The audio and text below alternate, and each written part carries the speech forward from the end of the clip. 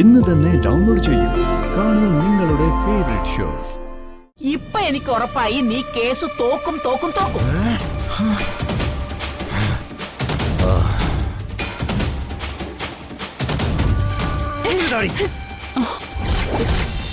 മനോജിന് കടമായിട്ട് കൊടുക്കാം.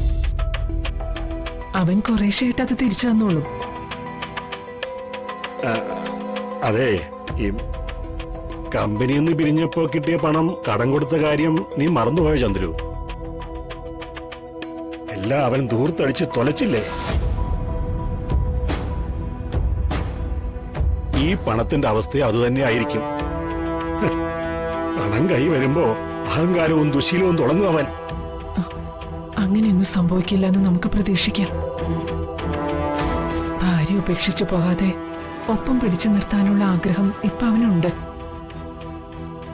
അഥവാ ബിസിനസ് വിജയിച്ചു വന്നിട്ട് ഈ പണം അവൻ തിരിച്ചു തന്നില്ലെങ്കിലും നമുക്കതങ്ങ് സഹിക്കാം. ചന്ദ്രു, അത് എന്നാലും മരുമോള് പണങ്ങി പോവില്ലല്ലോ. മറ്റൊരു ഗതിയില്ലാഞ്ഞിട്ട് മാധവേട്ട. ചന്ദ്രു, നീ പറയുന്നത് എതിർപ്പ് പറയല്ലേ മാധവേട്ട.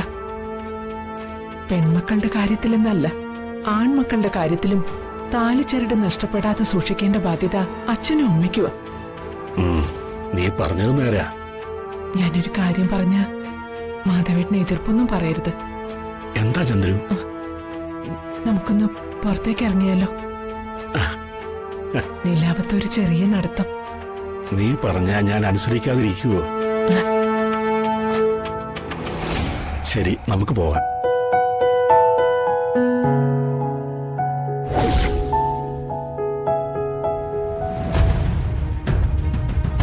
എന്താ സെക്രട്ടറി പറഞ്ഞത്?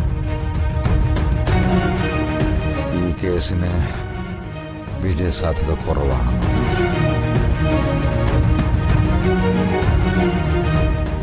പല വഴിവിട്ട കാര്യങ്ങൾക്കും ഞാൻ കൂട്ടുന്നത് പാർട്ടിയുടെ ഭാവിക്ക് വേണ്ടിയാ. അതിൽ നിന്നും എനിക്ക് ഒരു ലാഭവും ഉണ്ടായിട്ടില്ലെന്ന് എനിക്കറിയാലോ. എന്നിട്ടിപ്പോ ശിക്ഷ അനുഭവിക്കാൻ ഞാൻ മാത്രം. അങ്ങനെയൊന്നും ഓർത്ത് നിരാശപ്പെടണ്ട.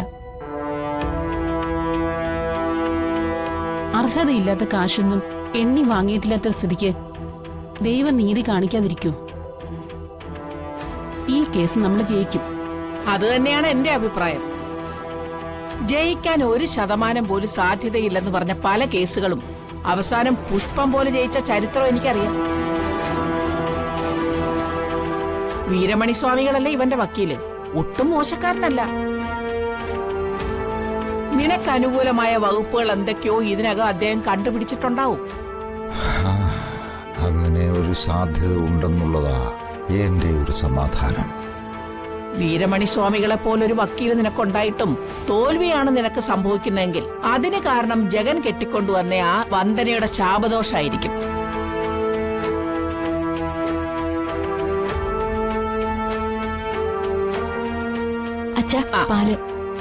കണ്ടോ, ശാപദോഷത്തെക്കുറിച്ച് പറഞ്ഞതേ ഉള്ളൂ. കൃത്യമായിട്ട് ശാപദോഷക്കാരി വന്നു.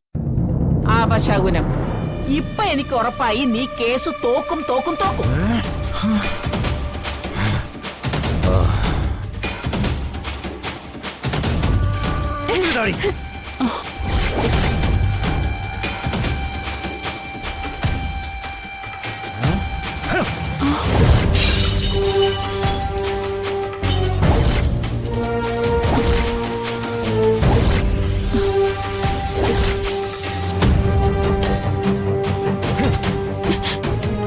ശാപം പിടിച്ചവൾ.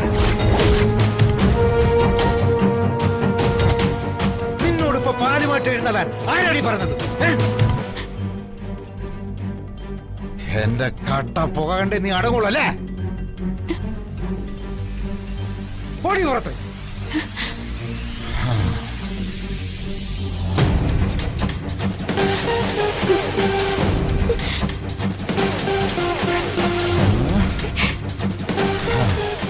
നന്നായിടാ.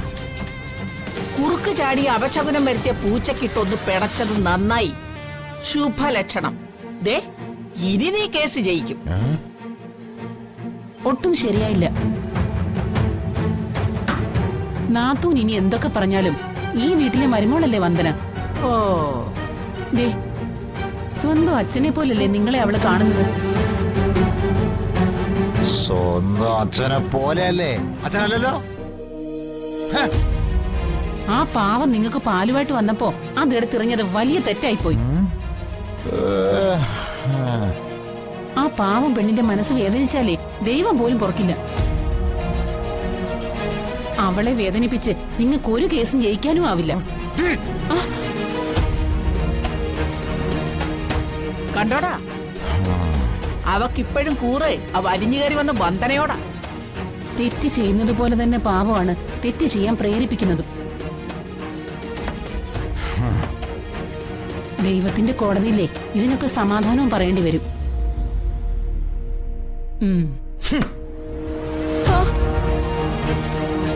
പിന്നെ ആനന്ദവല്ലി ഇന്ന് വരെ ഒരു കോടതിയിലും സമാധാനം പറയാൻ പോയിട്ടില്ല.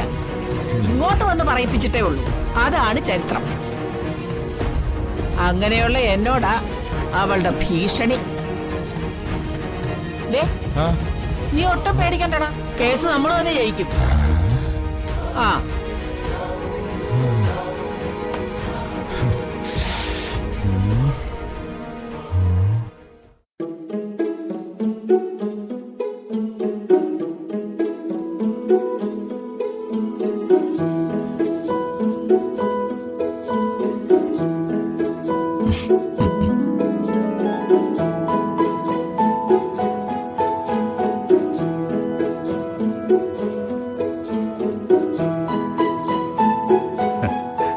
ആഹാ, മോള് പഠിക്കുകയാണോ?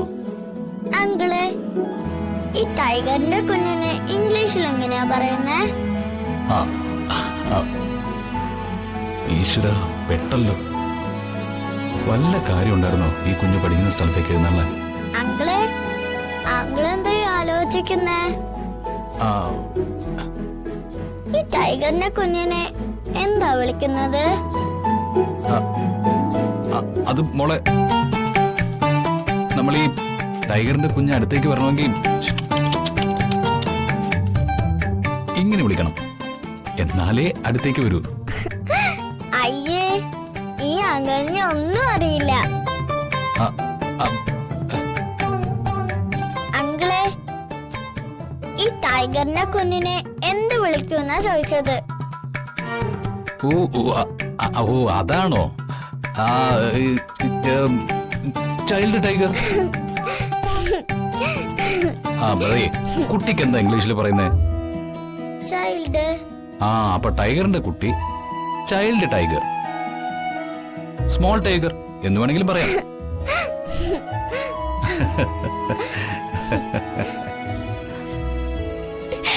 മാനത്തെ കൊട്ടാ